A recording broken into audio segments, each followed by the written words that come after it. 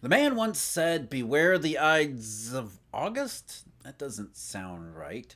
Now, the Ides are supposed to be the first full moon of any month, so in August, the first full moon happened to be August 1st, which I believe was a sturgeon supermoon. But there's another full moon and another supermoon, a blue moon on August 31st, but that technically wouldn't be the Ides. But there are two supermoons in August, so are there two warnings that we should be concerned about? As it turns out, yeah. There are two seasonal quirks that we have to pay attention to in the month of August. And one that I've talked about quite a lot, that's in the Treasury market. And one that I haven't talked about quite a lot, though I think I probably should beginning today, that's labor market and economy. So we have money and macro Ides of August. Starting with the US Treasury market, this has happened every August going back several years, really more than 5 years. For reasons that we can't really identify, long end of the Treasury curve tends to sell off during the month of August. It began to an extent July 2016 and September 2017, but then August 2018, August 2019, August 2020, August 2021, and of course August 2022. This year, Treasury market has sold off only a tiny little bit, which might be significant in the context of our warning or our Ides of August sort of thing here that we've got going. In the month of August, the 10-year Treasury is up just 13 basis points, and I may be jumping the gun. Maybe the Treasury market will completely fall apart the rest of today and into tomorrow before the month of August finishes up. But just 13 basis points on the 10-year U.S. Treasury this August, and that compares to last August when the 10-year U.S. Treasury was up 48 basis points. So already rates are more flat than they had been last year at the very least. But it's not really about August, is it? Because most of the sell-off in the Treasury market, like most of the action in the real economy, that's really September. So the Ides of August, we're looking at them as a potential warning for what might follow in the month of September. Will it be a September filled with more inflation, more rate hikes? Or will it be like September 2019, repo problems? Or last year, September 2022, all the fireworks, that wasn't about the gilt market, global collateral shortage? How about September 1998, John Merriweather, LTCM?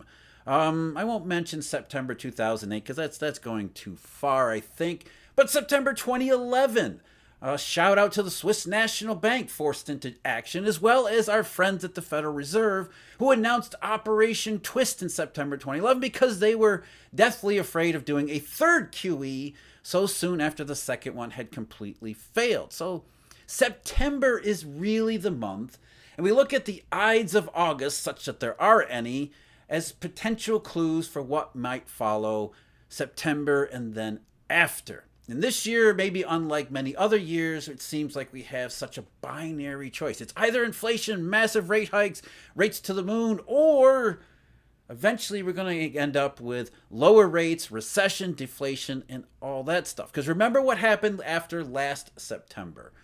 While the Federal Reserve and the ECB and central banks around the world kept pressing rates higher, ever since last September, the long end of the yield curve, long end of a lot of yield curves, have been basically flat, remarkably flat. What is that telling us about the Ides of this August? Well, before we get to that, first, I'm Jeff. This is Eurodollar University. I thank you very much for joining me. If you want to join me again this Friday, which will be the first day of September, 6:30 p.m. Eastern Daylight Time, I'm having a webinar where we're going to go over some background detail about the monetary system, what has been going on over the last 16 years, bank failures.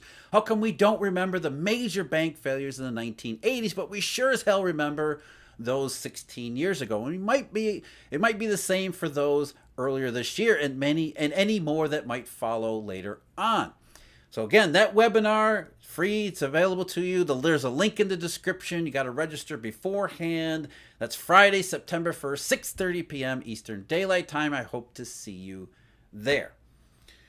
So the Ides of August in U.S. Treasuries. There does seem to be something about August in U.S. Treasuries, though, again, this year, not so much. Now, that's not necessarily unusual because, as I said before, September's really the month where things kick off. But we started this August with the usual Bad treasury, treasury bears everywhere, too many treasuries out there, deluge coming, Fitch downgrade, and on and on and on. The speculative record shorts on the treasury curve. And then on August 10th, we got a 30-year treasury auction, which, according to the mainstream, was the only auction that has ever mattered in the history of treasury auctions. Supposedly, this was a weak one, which heralded an era where the U.S. government was going to be unable to sell its debt. According to Bloomberg, U.S. Treasuries came under renewed pressure, pushing yields higher as the market struggled to absorb this week's final leg of new debt sales. But even with bonds sold for a yield of 4.189%, the highest since 2011, the amount allotted to primary dealers was the largest since February, a sign of weak demand. Afterwards, 30-year yields jumped as high as 4.26% late in New York.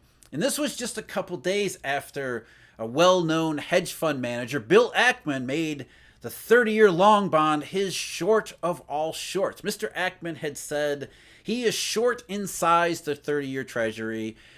Writing on what used to be called Twitter, I have been surprised how low U.S. long-term rates have remained in light of structural changes that are likely to lead to higher levels of long-term inflation, including deglobalization, higher defense costs, the energy transition, growing entitlements, and the greater bargaining power of workers. As a result, I would be very surprised if we don't find ourselves in a world with persistent 3% inflation. Of course, that's not what inflation is. That's not how inflation works. So rather than tell the Treasury market it needs to get used to 3% inflation, maybe we should be listening to the Treasury market tell us it's not buying 3% inflation. After all, we don't use an L-shaped Phillips curve in reality. As Ackman said back on August 2nd, there are many times in history where the bond market reprices the long end of the curve in a matter of weeks. And this seems like one of those times. Now, I may be picking on Mr. Ackman here, but here we are many weeks later at the end of August, and the 30-year Treasury, as I'm speaking, is about 4.23%. So only a couple basis points higher. So again, the ides of August, maybe they're not about warning you to short treasuries because of 3% inflation and all the stuff he mentioned, the mistaken impression people have of the great inflation of the 1970s. That wasn't because of labor market wage price spiral. It was because of what participants in the Treasury market know that you don't about the monetary system. Inflation is always and everywhere a monetary phenomenon.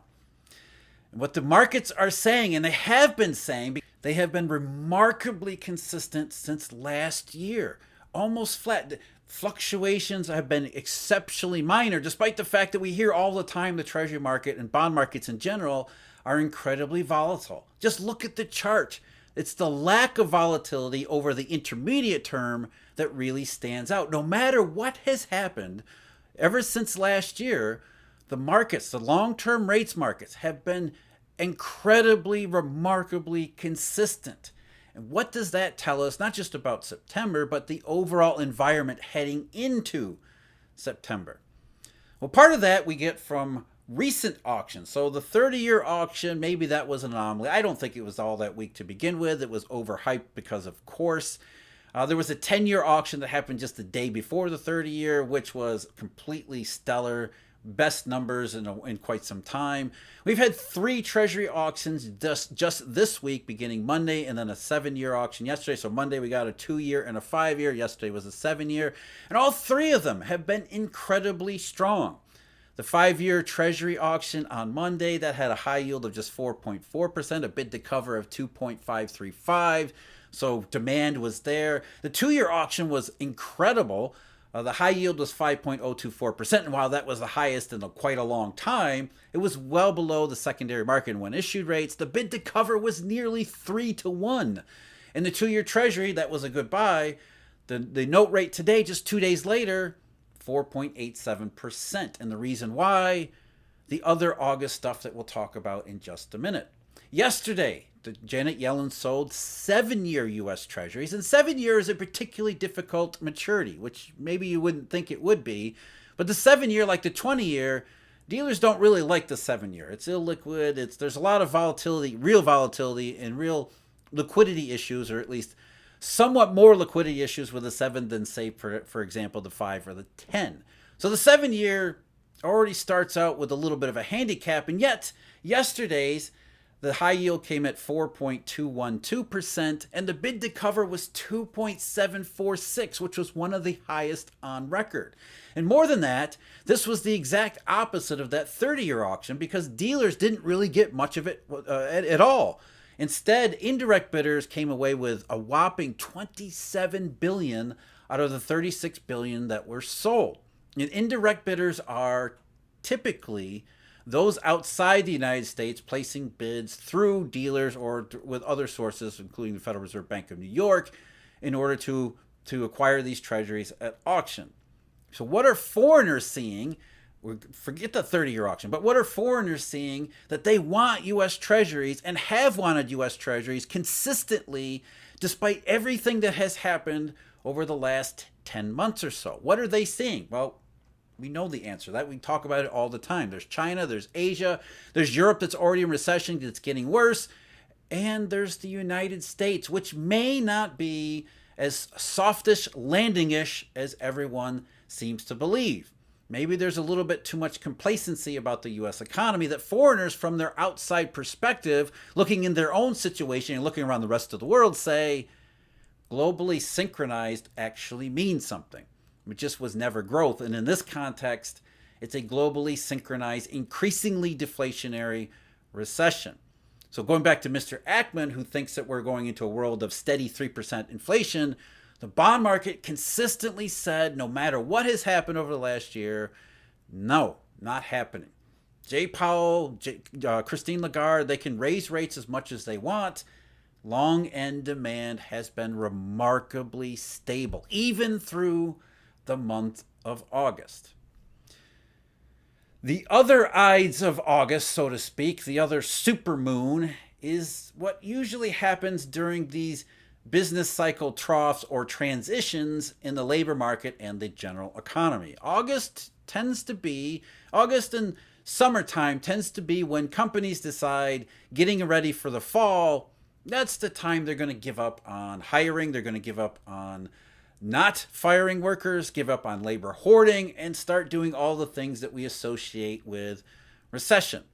Think about August 1974, for example. Even though the NBER says that the U.S. economy was in recession from the fall before with the oil shark, the payroll reports suggested that just moderate weakness, modern payroll estimates show positive numbers right up until August. August 1974 is when, not when the bottom fell out, but it's when the transition between early stage, low grade recession to holy crap, this is bad. That's when it really got started. August of 1974. August of 1981, one of the worst recessions on record, too. The first negative payroll report that cycle came in August of 1981. Again, the hot summer of 81, leading to what had been one of the worst labor markets in the post-war era. 1990, we got the first negative payroll report in July 1990. In August was the first big payroll report that went negative. So summertime 1990, and it wasn't about Saddam Hussein in Kuwait. Sorry, Alan Blinder, you can't bail the Fed out of this one. It was about the S&L crisis and the credit crunch, which was impacting the economy, that weakened it to the point that the oil price spike due to impending invasion of Kuwait from Iraq.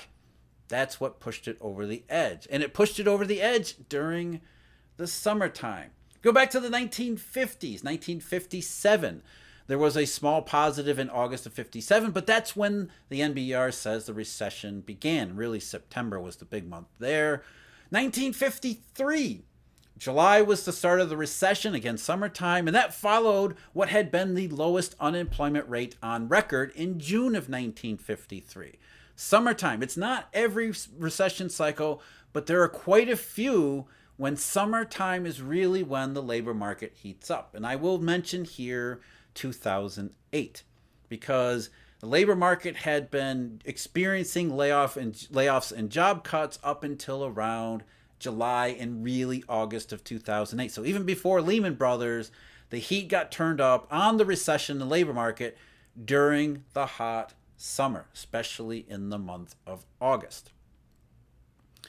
We got some ides of August in payroll and labor market data. As mentioned yesterday, the JOLTS number, and I just want to reiterate the hires, not job openings. The hires figure, I really want to show you this chart here because what it shows, I think, is exactly what we're talking about here. I mentioned how hires were down by more than 450,000 in June and July together. So again, summertime heating up. But that 450,000 was one of the worst 2-month change in JOLTS hires in the entire series, going back to, what was it, 2001. There was no 2-month drop to that extent at any point in 2008 and 2009.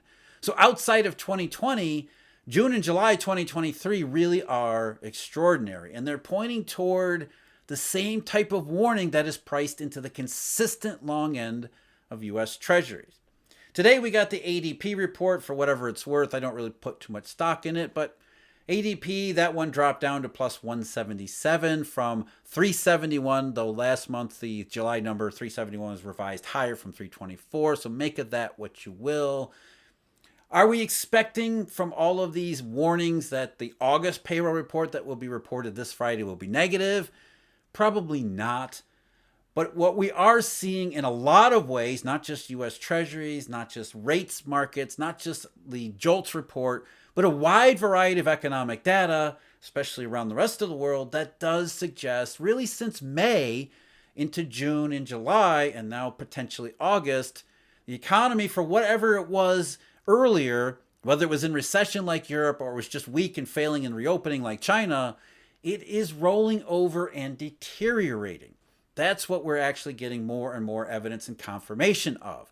Even if it doesn't feel like it when you look at the unemployment rate, for example, sticking around and waiting for the L-shaped Phillips curve, the data continues to move decisively in that direction, including more and more recently labor market indications. So the ides of August may be warning us about September in both money terms as well as macro. So stay tuned for all of that. If you want to see more about that weird L-shaped Phillips curve and really what was in this JOLTS report, check out the video at the link below me. As always, I thank you very much for joining me. Huge thank you, Eurodollar University subscribers and our Eurodollar University members. And until next time, take care.